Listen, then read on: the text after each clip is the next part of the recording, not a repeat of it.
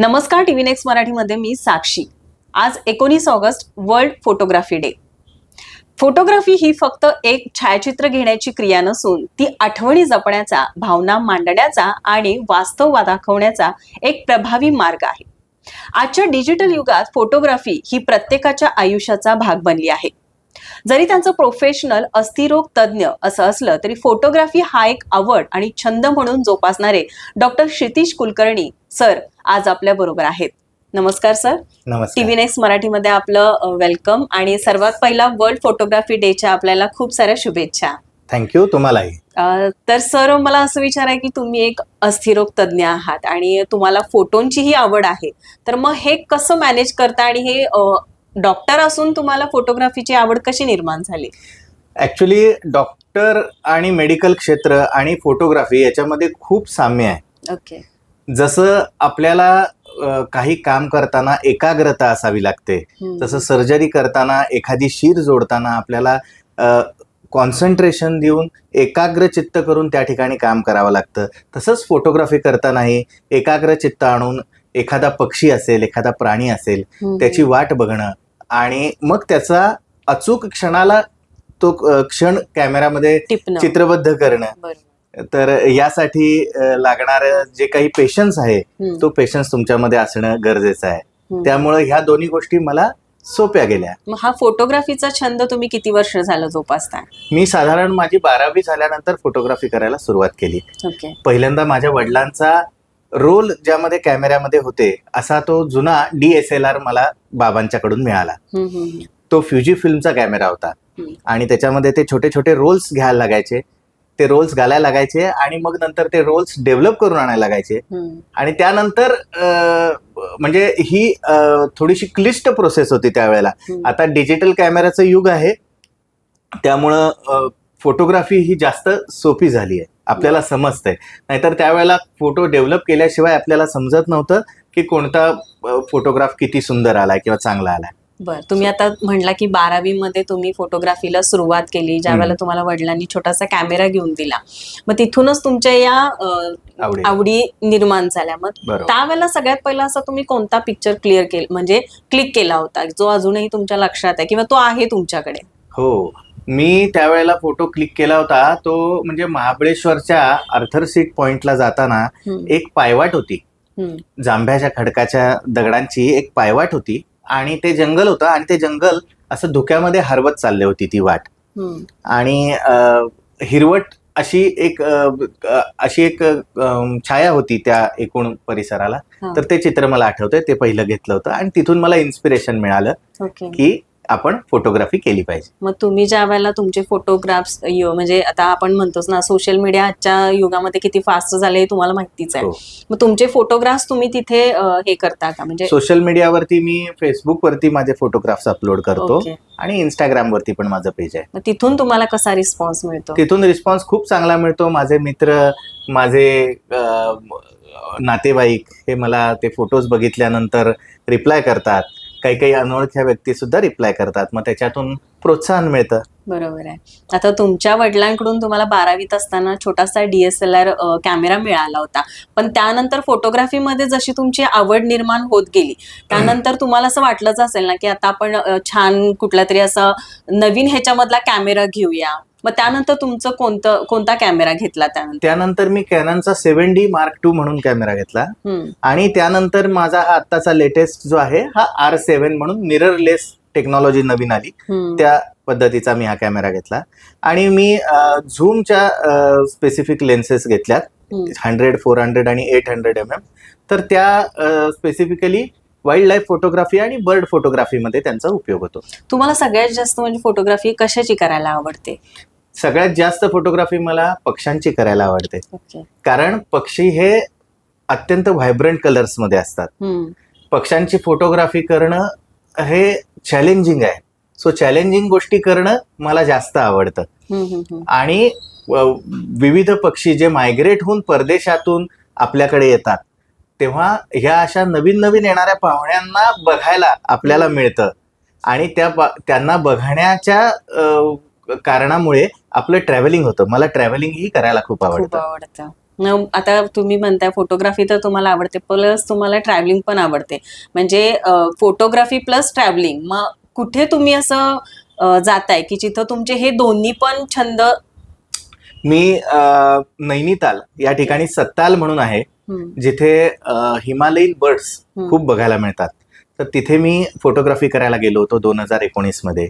त्यानंतर मंगलाजोडी म्हणून एक छोटं खेडं आहे, जे भुवनेश्वरच्या जवळ चिल्का सरोवराच्या पाशी आहे, ओडिसामध्ये. तर तिथेही मी फोटोग्राफीसाठी गेलो होतो. तिथे जवळपास 5 लाख पक्षी परदेशाहून मायग्रेट होऊन येतात तिथे खाण्यासाठी आणि विणीच्या हंगामामध्ये. तर त्यांना बघण्यासाठी मी ट्रॅव्हल केलं. तर अशा वेगवेगळ्या ठिकाणी आपण ट्रॅव्हल करून हे नवनवीन पक्ष्यांच्या प्रजाती आपण पाहू शकतो, जे आपल्याकडे बघायला मिळत नाही. बरोबर. मी आता तेच म्हणणार होती, ज्या वेळेला तुम्ही फोटो क्लिक करताय त्यावेळेला आपल्या इथं पण ते पक्षी असतीलच असं नाही. मग ते पक्ष्यांचे फोटो काढल्यानंतर तुम्ही ते अपलोड केल्यानंतर तुम्हाला लोकांच्या काय कमेंट्स वगैरे येतात का? हो, नक्कीच येतात. हा पक्षी कुठे आहे, हा पक्षी कुठे सापडला, मग या पक्षाची कोणत्या कोणत्या त्याच्या हॅबिट्स आहेत की ज्या आपल्याला बघू शकतो आपण. आणि अशा अनेक गोष्टी असतात जे लोक विचारतात, आणि मग त्यांच्या ज्या ऑब्झर्वेशन मधून मला माहिती मिळते ती मी त्यांना सांगत असतो. मग हे सगळं करत असताना म्हणजे तुमचा छंद तुम्ही जोपासताय, पण ते पण मॅनेज करत असताना तुम्ही एक डॉक्टर आहात, मग हे दोन्ही कसं मॅनेज होतं? कसं आहे, पक्ष्यांची फोटोग्राफी करण्यासाठी किंवा इतर निसर्गाची फोटोग्राफी करण्यासाठी जो आयडियल टाइम असतो तो सकाळचा असतो. सकाळचा आणि साधारण संध्याकाळचा. तर दिवसभर आपण आपल्या कामामध्ये काम करून संध्याकाळचा वेळ किंवा सकाळचा वेळ आपण निवडू शकतो, त्याच्यामुळे आपल्या कामावरती परिणाम होत नाही. त्यामुळे कामही करू शकतो, आणि जर बाहेर गावी जायचं असेल तर विकेंड्सना प्लॅन करून अशा पद्धतीनं मी कामाचं नियोजन करतो. ओके. मग तुमचे असे काही खास किंवा स्पेशल फोटोज आहेत का जे आम्हालाच बघायला मिळतील? नक्की दाखवतो. विन्स्टन चर्चिलनी म्हणलंय, the best way to enjoy life is to have a hobby that becomes your passion. तर हे माझे काही सुरुवातीचे फोटोग्राफ्स आहेत. तर आता स्पेशली ह्या फोटोग्राफ बद्दल बोलायचं झालं तर मी CPR मध्ये रेसिडेंट डॉक्टर म्हणून कामाला होतो. तर त्यावेळेला राऊंड्स घेत असताना मला बाहेर विजांचा आवाज ऐकू आला, आणि माझ्या डोक्यात कल्पना आली की आपण या विजांचा फोटो काढूयात. तर मी चटकन माझ्या रूममध्ये गेलो आणि माझा कॅमेरा घेऊन मी हॉस्टेलच्या टेरेसवरती गेलो, आणि टेरेसवरती जाऊन मी कॅमेरा सेट केला, आणि तेवढ्या एका क्षणामध्ये ही वीज चमकली आणि या विजेचा फोटो मी घेऊ शकलो. म्हणजे तो मोमेंट तुम्हाला कॅप्चर करता आला. एक्झॅक्टली. तर फोटोग्राफीमध्ये एक्झॅक्ट टाइमला एक्झॅक्ट लोकेशनवरती तुम्ही एक्झॅक्ट गिअर्स बरोबर असणं अत्यंत गरजेचं आहे, तर तुम्हाला एक्सलंट फोटो मिळतो. तर हा चंद्र मेगा मून म्हणून एक ॲस्ट्रोलॉजिकल इव्हेंट होता. त्यावेळेला चंद्र हा पृथ्वीच्या सर्वात जवळच्या अंतरावरती होता. त्यावेळेला मी माझ्या झूम लेन्सनी या चंद्राचा हा फोटो घेतला. हा फोटो मिल्की वे गॅलेक्सीचा आहे. तर हा फोटो काढण्यासाठी मी अमावस्येच्या रात्री, म्हणजे लाईट पोल्युशन कमी असणाऱ्या रात्री, कोल्हापूर पासून 60 किलोमीटर अंतरावरती भुदरगड किल्ल्याच्या जवळ गेलो होतो, जिथे लाईटचं पोल्युशन कमी असेल अशा वेळेला, खास फोटोग्राफीसाठी. आणि हा रात्री 1 वाजता जेव्हा मिल्की वे गॅलेक्सी बरोबर आपल्या डोक्यावरती येते, त्यावेळेला हा फोटोचं कॅप्चर केलेला आहे. खूप सुंदर. त्यानंतर हा फोटो मी सूर्यग्रहण होतं त्या दिवशी एक गरुड आकाशामध्ये झेपावला होता, आणि बरोबर तो सूर्याच्या त्या ग्रहणाच्या त्या बिंदूच्या जवळ होता. सो फ्लाइट ऑफ फिनिक्स असं मी या फोटोला नाव दिलंय. म्हणजे हा फोटो मिळणं खूप कठीण आहे, कारण पक्षी जर आपण एखादा म्हटलं तर तो काय असा एका ठिकाणी थांबणारा किंवा हे नाही, किंवा तो चंद्राच्या पण जवळ जाऊ शकत नाही. पण आता हा फोटो बघून आपल्याला नक्कीच म्हणजे तुमची फोटोग्राफी किती छान आहे हे नक्कीच म्हणू शकतो सर. धन्यवाद. हा फोटो कोल्हापुरामध्ये त्रिपुरारी पौर्णिमेच्या पहाटे 3 वाजता पंचगंगा घाटावरती पूर्ण घाट असा छोट्या छोट्या दिव्यांनी प्रज्वलित केला जातो. तर घाटाच्या अपोजिट बाजूला जिथे शेती आहे तिथे गुडघाभर चिखलामध्ये आम्ही रात्री 3 वाजता पहाटे तिकडे चालत गेलो आणि नदी क्रॉस केली, आणि त्या नदीच्या पलीकडून हा फोटो घेतला, जेणेकरून हे पिक्चर आपल्याला दिसतंय. खूपच सुंदर. मग सर हे तुम्ही आता हे तुमचे PC मध्ये तरी फोटो दिसतात, पण याचं प्रदर्शन करावं, लोकांपर्यंत हे फोटोज आपण न्यावेत असं तुम्हाला वाटलं नाही का कधी? नक्कीच वाटलं. आणि मी कोल्हापूर अमॅच्युअर क्लब असोसिएशन आणि कापा नाव आहे त्याचं, या फोटोग्राफीच्या क्लबचा मी सदस्य होतो. ओके. त्यावेळेला 2 वेळेला मी माझ्या फोटोजचं प्रदर्शन भरवलं होतं आमच्या ग्रुपतर्फे.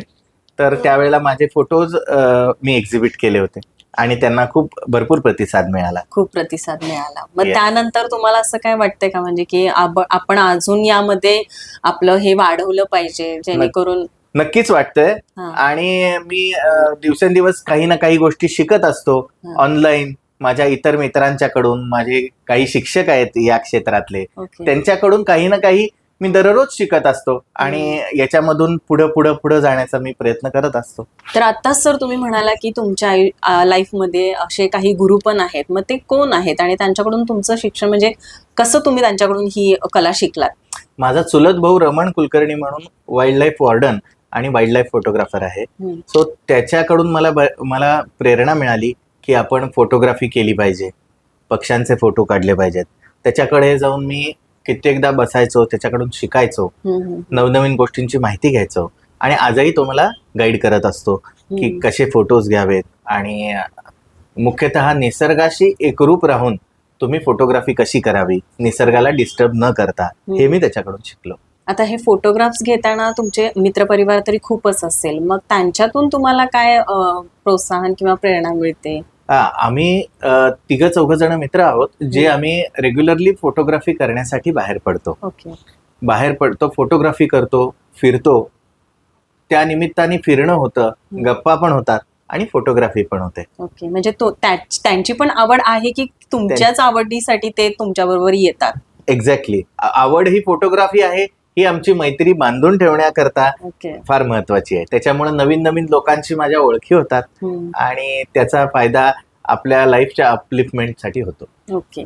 मग आणखी काही तुमचे असे फोटोग्राफ्स असतील तर आम्हाला निश्चितच बघायला आवडेल सर. नक्की दाखवतो. हा मी चिल्का लेक मध्ये काढलेला फोटोग्राफ आहे. सकाळी 6 वाजता जेव्हा सूर्य उगवला, त्यावेळेला त्या उगवत्या सूर्याला जणू काय हा बगळा नमस्कार करतोय असं वाटतंय. तर हा ऍक्च्युली बास्किंग करतोय की त्याच्या पंखांच्या मधलं पाण्याचं बाष्प उडून जावं याच्यासाठी. ओके. तर हा फोटो काढण्यासाठी आम्ही नदीमध्ये होडीमधून गेलो होतो आणि नदीच्या पाण्याच्या एकदम लो लेवलला जाऊन हा फोटो घेतलाय. म्हणजे तुम्ही असं केल्यानंतर असं कधी वाटतंय का, म्हणजे निसर्ग बघितल्यानंतर आपल्याला एक वेगळाच आनंद मिळतो आणि आपण त्यामध्ये हरवून जातो? मग असं कधी झालंय का तुमच्या बाबतीत? प्रचंड आनंद मिळतो आणि आम्ही कित्येक तासनतास फोटोग्राफी करत असतो आणि आम्हाला वेळेचं भान नसतं. बरोबर आहे. सो हरवून जातो आपण निसर्गात. जेव्हा जातो त्यावेळेला निसर्गाचं सौंदर्य पाहून अक्षरशः वेडं व्हायला होतं. मग आता तुम्ही एवढे ठिकाणं फिरलेलं आहे, पण सगळ्यात आवडतं ठिकाण म्हणजे तुम्हाला तिथं फोटोग्राफी करताना खूप छान वाटलं, तिथले फोटोग्राफही अजून तुम्हाला वाटतात की बाबा हेच फोटोग्राफ माझ्या आयुष्यातले म्हणजे अगदी न विसरणारे, असं कुठं तुम्हाला वाटतंय? मला नैनितालमध्ये सत्तलला गेलो होतो. त्या ठिकाणी हिमालयन बर्ड्स जे होते ते खूप कलरफुल होते. तर त्यांना पाहून मला फार असं वाटतं की आपण पुन्हा पुन्हा तिथं जावं. ओके. आणि त्यांचे फोटो क्लिक करावे. येस. आणखी काय सर? तर या पक्षाचं नाव आहे वेडा राघू. तर हा फोटो मी आडीमलाई म्हणून ठिकाण आहे कोल्हापूर पासून जवळच, तर त्या ठिकाणी घेतला.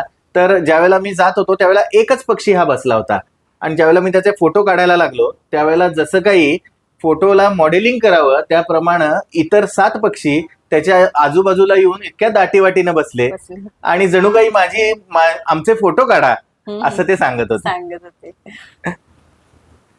तर हा आहे विणकार पक्षी, ज्याला आपण विवर बर्ड म्हणतो.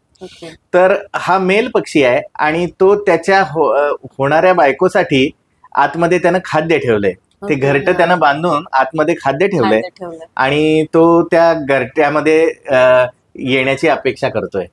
मग हे फोटो काढताना सर तुम्हाला त्या मोमेंटची हे बघायला लागते का, म्हणजे वाट बघावी लागते का? कारण असं असतं ना की बाबा तू असं मला ह्या क्लिक मध्ये आलं पाहिजे, मग याची तुम्ही वाट बघता का? अगदी त्याची वाट बघावी लागते आणि कित्येकदा ती वाट काही मिनिटांच्या पासून काही तासांच्या वरती पण असते जाते. हो बरोबर आहे सर.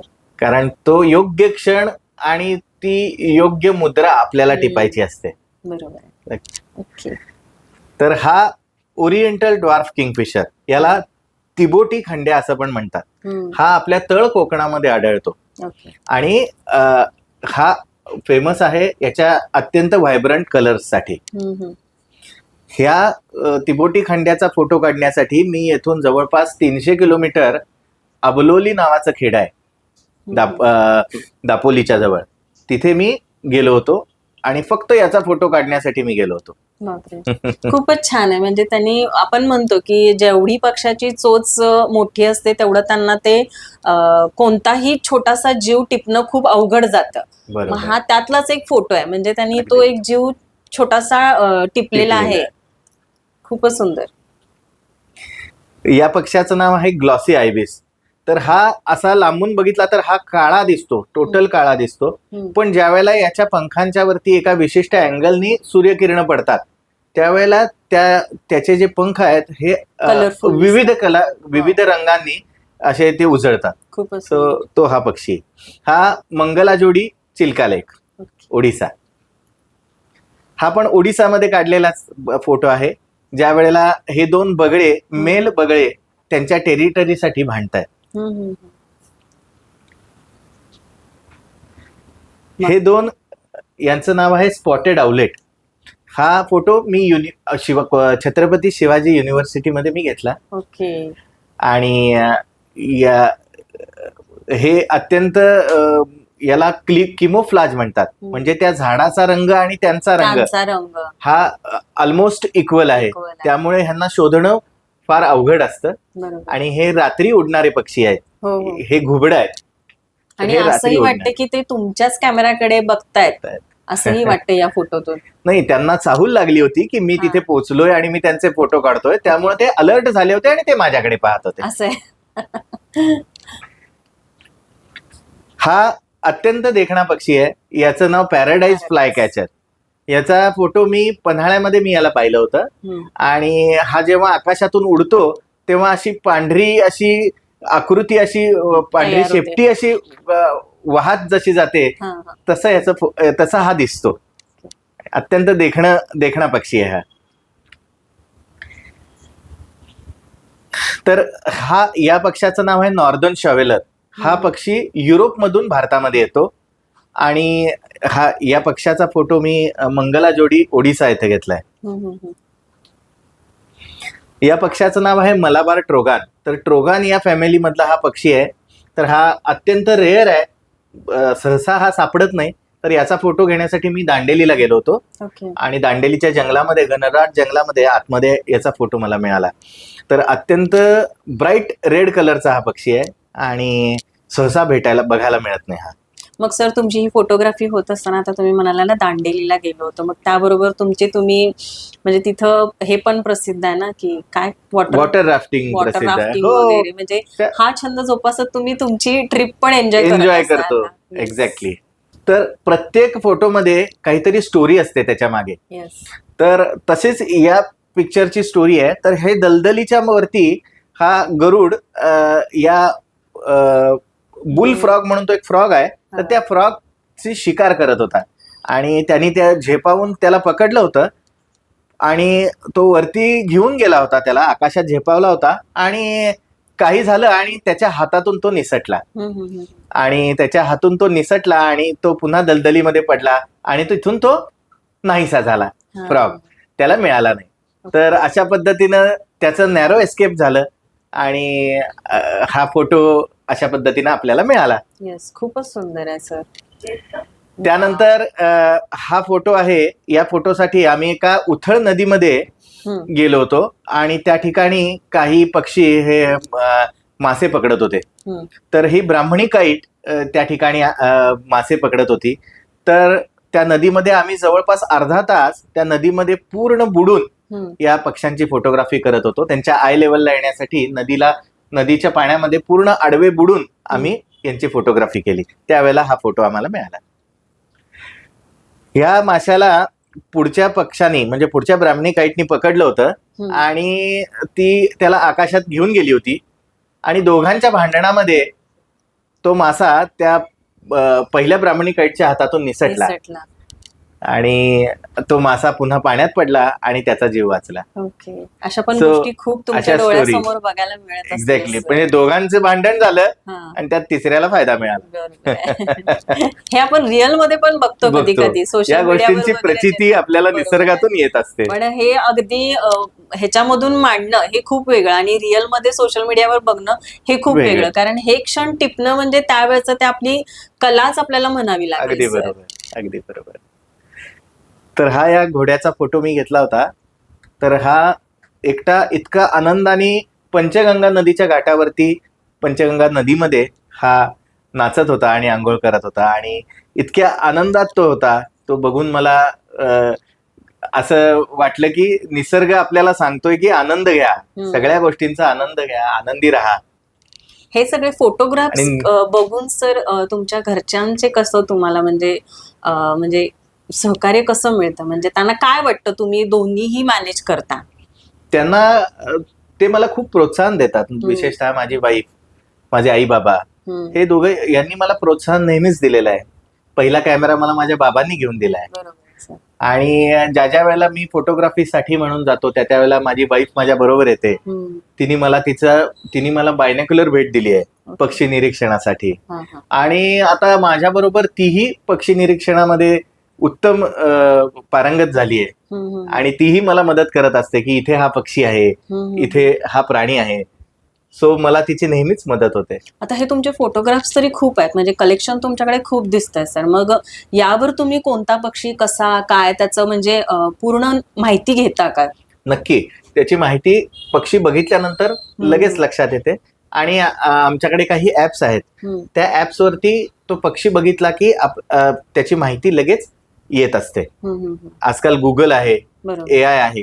सो त्याच्या मार्फत आपण ज्या पक्ष्यांची आपल्याला माहिती नाहीये त्या पक्ष्यांची आपण माहिती घेऊ शकतो आणि त्यांचा आवाजही ऐकू शकतो. सो हा तुम्हाला जो तुमचा हा फोटोग्राफीचा जो छंद आहे तो आणखी कशा प्रकारे पुढे न्यायचा आहे? मला फोटोग्राफी मधून व्हिडिओग्राफीकडे पण जायचं आहे. मला ड्रोन घेऊन ड्रोननीही काही फोटोज कॅप्चर करायचे आहेत. ओके.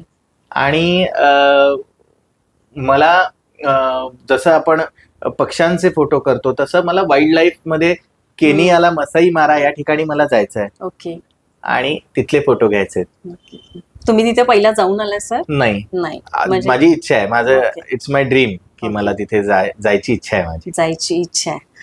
तर आता हे तुमचे फोटोग्राफ्स सगळे आपल्याला PC वर दिसत आहेत, पण PCचा डाटा असणं आणि एक त्या फोटोग्राफींचा अल्बम असणं हे खूप वेगळं आहे. म्हणजे ज्या वेळेला आपण तो अल्बम बघतो त्याच्यावरून हात फिरवतो त्यावेळेला ते आपल्याला अगदी फील झाल्यासारखं होतं. त्याबद्दल तुम्ही काय सांगाल सर? अगदी बरोबर. जे काही आपल्याला आवडतात फोटोज, आता आपण PC वरती जो डाटा घेतो ते सगळे रॉ फोटोज असतात. ते अनेक फोटोज ज्या वेळेला येतात त्यावेळेला त्या जवळपास 100-200 फोटो मधला एखादा फोटो असा असतो की जो अत्यंत आपल्याला आवडतो किंवा मनाला भिडतो. तर अशा फोटोजचे आम्ही प्रिंट्स घेतो. अशा फोटोच्या आम्ही प्रिंट्स घेतो, त्याच्या फ्रेम्स करतो आणि वेगवेगळ्या मीडियम वरती त्याच्या आम्ही प्रिंट्स घेतो. जसं की कॅनव्हास वरती आपण प्रिंट घेऊ शकतो. कॅनव्हास वरती घेतलेल्या प्रिंट्सना जेव्हा आपण फोटोजची प्रिंट घेतो त्यावेळेला त्या पेंट केल्यासारख्या दिसतात. सो तो पेंटचा इफेक्ट त्याच्यामध्ये येतो आणि ज्या वेळेला आपल्या हातात हार्ड कॉपी येते फोटोची त्यावेळेला असणारा आनंद हा वेगळाच असतो. बरोबर आहे सर. पण आता तुम्ही घरातूनच हा तुमचा फोटोग्राफीचा छंद, मग तुमच्या पाठोपाठ असं कोणाला वाटतं का की तुमच्यासारखंच मलाही फोटोग्राफी यायला पाहिजे आणि मी माझं करिअर यामध्ये करणार फोटोग्राफीमध्ये? हा, मला माझे काही मित्र आणि त्यांचे मी माझ्या बऱ्याच मित्रांना गाईड केलंय यामध्ये. पण असं करिअर म्हणून असं नाही, पण माझे मित्रांनी फोटोग्राफी कॅमेरा घेणे, फोटोग्राफीला माझ्या बरोबर येणे या गोष्टी त्यांनीही सुरू केल्या. म्हणजे तुम्ही त्यांच्यासाठी इन्स्पायर. Okay sir. मग तुम्ही आता हे फोटोग्राफीचं छंद तर तुम्ही तुमच्या डॉक्टरकी मधूनच म्हणजे करताय, तर तुम्ही आमच्या प्रेक्षकांना काय सांगाल आजच्या दिवशी, संदेश काय द्याल त्यांना? फोटोग्राफीसाठी कॅमेरा हा फार महत्वाची गोष्ट नाही आहे. कोणत्याही कॅमेऱ्यानं तुम्ही फोटोग्राफी सुरू करू शकता. आय बिहाइंड द कॅमेरा, कॅमेऱ्याच्या मागे असणारी व्यक्ती आणि तिचा दृष्टिकोन, तिची नजर महत्वाची आहे. बरोबर सर. छोट्यातल्या छोट्या सहजातल्या सहज गोष्टींच्या पासून सुरुवात करा आणि कीप क्लिकिंग, फोटो काढत राहा. आता डिजिटलायझेशनमुळं खूप सोपं झाल्यात गोष्टी, त्यामुळं फोटो काढणंही तितकं सोपं झालंय. सो फोटोग्राफी करत राहा, त्याच्यामध्ये वेगळे वेगळे वेगळे प्रयोग करत राहा आणि फोटोग्राफीचा आनंद घ्या. बरोबर आहे सर. तर आज आपल्याबरोबर डॉक्टर क्षितिज कुलकर्णी सर होते आणि ते एक अस्थिरोग तज्ज्ञ पण आहेतच, पण त्यांनी आपल्याला जे फोटो दाखवलेले आहेत त्यावरून कळालं असेल की ते एक फोटोग्राफरही म्हणून खूप छान आहेत. तर सर तुम्ही आज आम्हाला खूप छान तुमचं कलेक्शन, फोटोचं कलेक्शन आम्हाला दाखवलात. खूप छान वाटलं बघून. याबद्दल तुमचे मनापासून आभार sir. Thank you so much madam.